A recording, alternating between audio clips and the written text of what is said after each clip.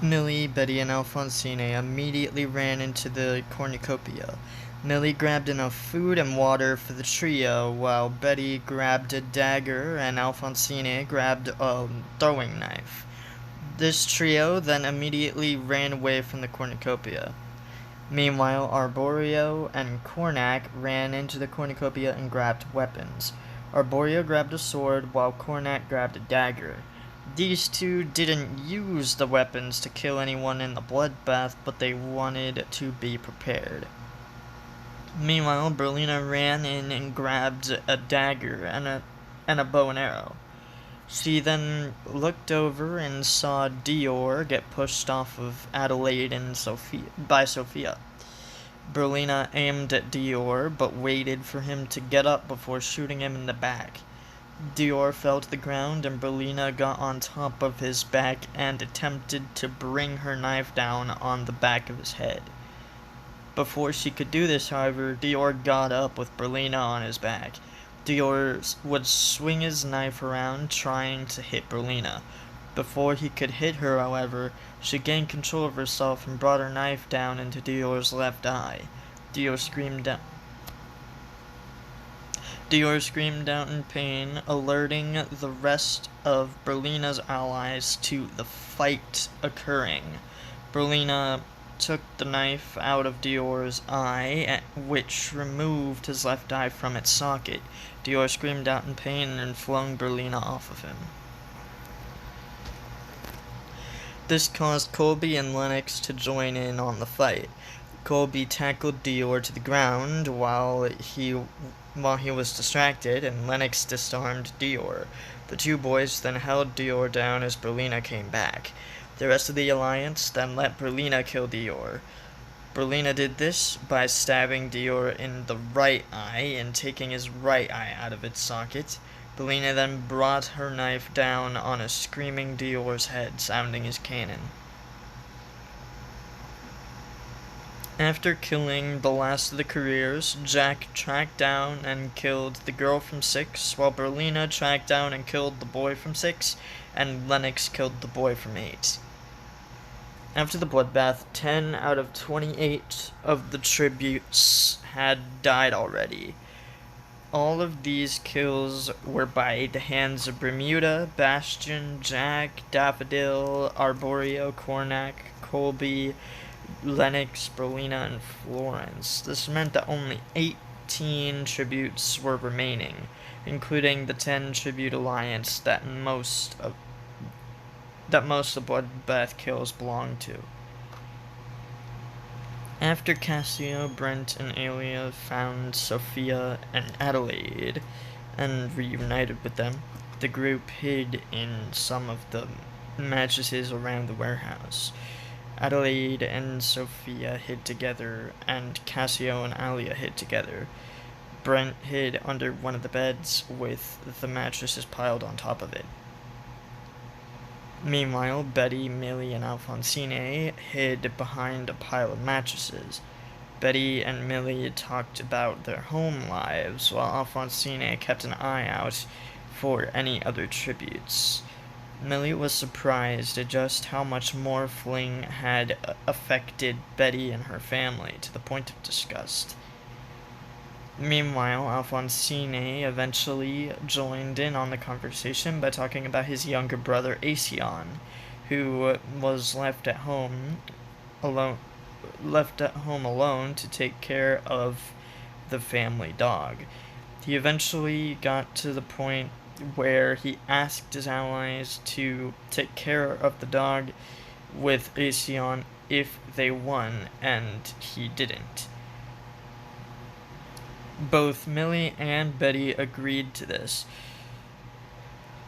Millie even gave Alphonsine a hug and let him cry on her shoulder for the next few minutes. With Jack and the anti-careers, Arborio, Cornac, and Florence were thinking about abandoning the other anti-careers. That night, the trio got the rest of the alliance to agree to let them watch for the night. When everyone else fell asleep, Arborio, Cornac, and Florence started to sneak away. When they had almost escaped, Florence stepped on some sawdust crushing some beneath his shoe, alerting the half-asleep Jack to their escape attempt. Jack immediately got up and grabbed his axe, waking up Daffodil for assistance. The pair ran after Arborio, Cornac, and Florence. Daffodil threw one of her throwing knives at Florence, hitting him in the back of his head, sounding his cannon.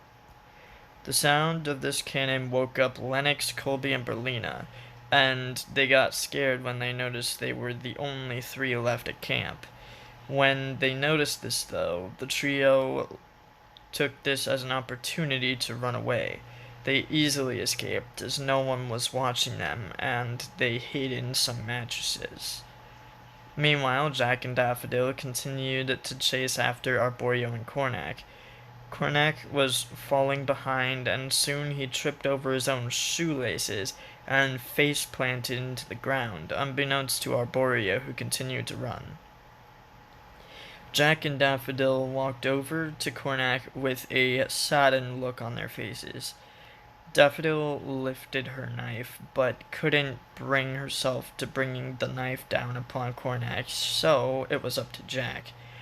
Jack looked down at the boy and apologized, saying that he was definitely a worthy competitor. Jack then lifted his axe above his head and swung it down onto Cornac, decapitating him. When Cornac's cannon sounded, Daffodil and Jack actually cried. The duo knew they would have had to kill him eventually, but they weren't happy that it was so soon. As Arborio ran, he turned to look behind him and saw that Jack and Daffodil were no longer chasing him. He also noticed that his brother wasn't behind him anymore. He turned to go back for Cornac before he heard his cannon. When Arborio heard his little brother's cannon, he turned back to run where he was running before, crying. As Betty and Millie were keeping watch over their spots, they heard the sound of Arborio's crying approaching. Millie looked at Betty and then back where the sound was coming from. When she saw Arborio approaching, she immediately looked confused when she didn't see Cornac following him. Millie did ask Arborio about this, but Arborio didn't say a word and just got into one of the beds and fell asleep. At midnight, all the awake tributes looked into the sky to see the portraits of the fallen tributes. The portraits of Amara and Dior, both from 1, Adira and Emerentius, both from 2, both tributes from 6, Autumn from 7, both tributes from 8, Cornac from 9, the girl from 11, and Florence from 11 were shown in the sky. When Cornac's portrait was shown in the sky, Millie and Betty looked back at Arborio, not sure if he did it or if it was someone else.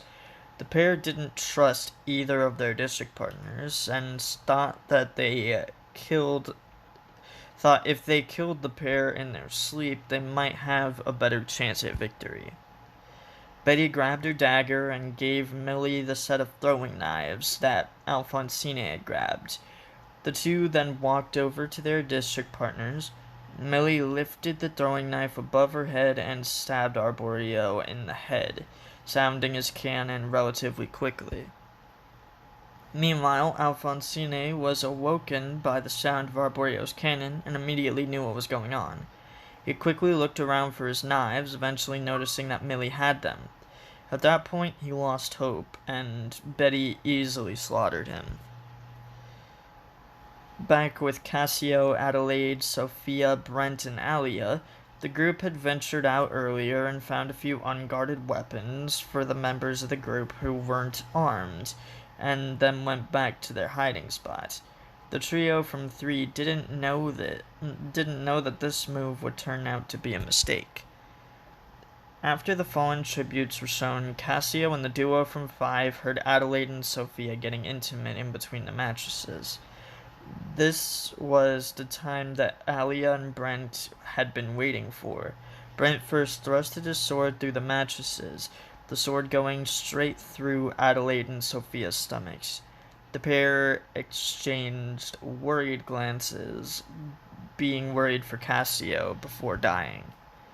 Cassio immediately saw this occur and dived out of the mattresses he was hidden in with Alia and grabbed his knife. Alia and Brent also dived out of their spots and prepared to fight Cassio. Just then, Colby dived in between the pair from 5 and Cassio, followed shortly by Lennox. Just then, Cassio was grabbed by Berlina, and she dragged him away while Colby and Lennox fought Alia and Brent. The next few seconds in the clips were corrupted, and no one knows how it occurred, but 3 people died in the fight: Alia, Brent, and Lennox. It was assumed that due to his family history, Lennox had sacrificed himself to save Colby in some way. At this point, it was already down to the top 9. The top 9 composed of Cassio from 3, Bermuda and Bastian, both from 4, Daffodil and Jack, both from 7, Millie from 9, Berlina and Colby, both from 10, and Betty from 12. Although most of these tributes were from outer districts, people in the capital still rooted for either Bermuda, Bastian, Daffodil, or Jack, as all 4 of these tributes were careers and had training. Millie and Betty immediately knew that the games were almost over, and they ran over to the cornucopia. They arrived just in time to see Bermuda and Bastian kill themselves. This caused both girls to be utterly terrified of what was about to occur. Eventually, Berlina arrived at the cornucopia with Cassio, and with Colby close behind. When Millie and Betty saw Cassio, Berlina, and Colby arrive, they came out of their hiding spot and readied their weapons. Colby was the only unarmed tribute in this fight, but he still managed to overpower and kill Betty. Colby was another favorite for victory, along with the careers and Cassio, so it came as a surprise to the Capitolites watching when Colby was decapitated by Millie. This served as a revenge kill for after Millie's ally Betty was killed by Colby. Meanwhile, Berlina had the same idea of a revenge kill when Millie killed Colby. Before she could do anything, though, the cornucopia started to rise up into the air, the ceiling of the building opening up, and the tributes realizing that they were just raising up into a sort of Roman amphitheater.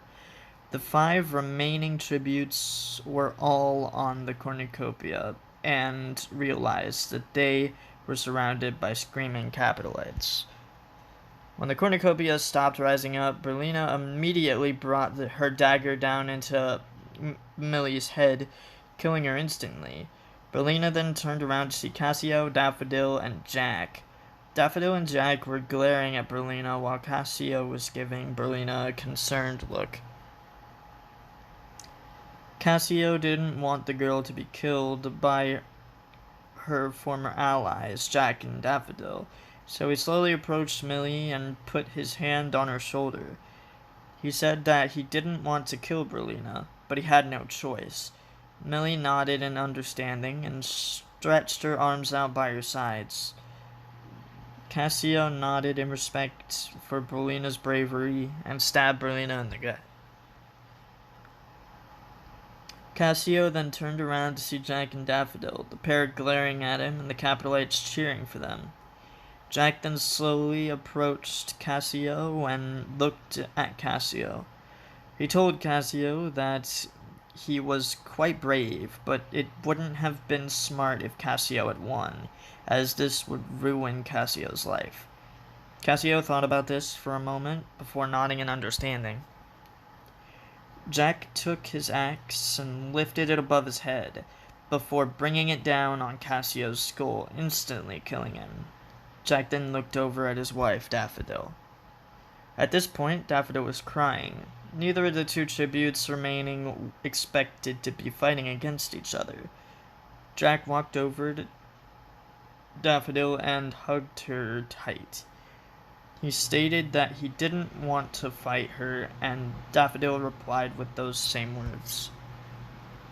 After a few moments of the hug, Daffodil admitted that she had cheated on Jack when they were in the visiting rooms back after the reapings. This caught Jack off guard, and he gave Daffodil a confused look. He'd ask why Daffodil would do this, but she didn't have an answer. All she did was drop her weapon and stretch her hands by her sides. Jack sighed and stated that he still loved Daffodil, and Daffodil returned these feelings. Jack then closed his eyes and looked away before swinging his axe at Daffodil's head, decapitating her. When he was announced the victor, he cried. He had killed 5 young people. He didn't understand why Panem had to have these games. Jack understood that he should be happy, but his survival of the games made him quite the opposite. After his games, Jack had to cancel his victory tour after his visit to District 3 due to mental health reasons. He did heal in time for his victory interview, however, and he was on stage for his victory interview 5 months before the 177th Hunger Games. Jack wore a blood-red suit to symbolize the fact that he was not only the victor, but also had the most kills that year. Jack was comparatively more quiet and timid during his victory interview as opposed to the original interviews, but still managed to answer all the questions asked of him, even admitting that he had known that Daffodil cheated on him.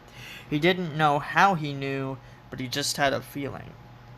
After a few questions, his victory interview was finally done. He got up and shook hands with the interviewer before sighing and walking off the stage. After his victory, Jack opened up his own training academy within District 7, called the Jordan Elite. His training academy was a direct reference to the Dalton Elite from District 2, whose tributes had died in the bloodbath of this games. Jack would teach possible tributes how to use throwing axes in the Jordan Elite. Jack lived in a relatively unconventional Victor's Village, living in a tree house just outside of the outskirts of the district, instead of a mansion on the outskirts of the district. Jack lived here with 2 cats, a black and white tuxedo cat and a beautiful orange tabby cat. Jack did eventually marry at the age of 34 and had 4 kids with his wife Lila. These kids were 2 boys and 2 girls, their names being Spruce, Jack Jr., Lily, and Kyla. Kyla and Spruce end up competing in and dying in the same games. As for Jack Jr. and Lily, Jack Jr. grew up to run the leading lumber company within District 7, while Lily ran the leading paper production company. Eventually, after Jack's passing at the age of 107, Jack Jr.'s son, Jack III, took over his position in the Jordan Elite Training Academy, teaching potential tributes how to use throwing axes.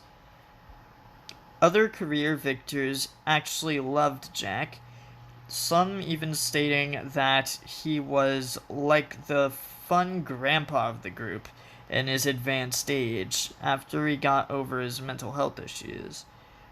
Jack's best friend of all these career victors, however, was the victor of the 177th Hunger Games, Benji Triton, who died just before him at the age of 106. So yeah, guys, that's the end of the first episode of Ashes of the Hunger Games. From now on, all of the games that are between quells will be uploaded as short-form videos with each other. Kind of like how Christian did his first 75 Hunger Games.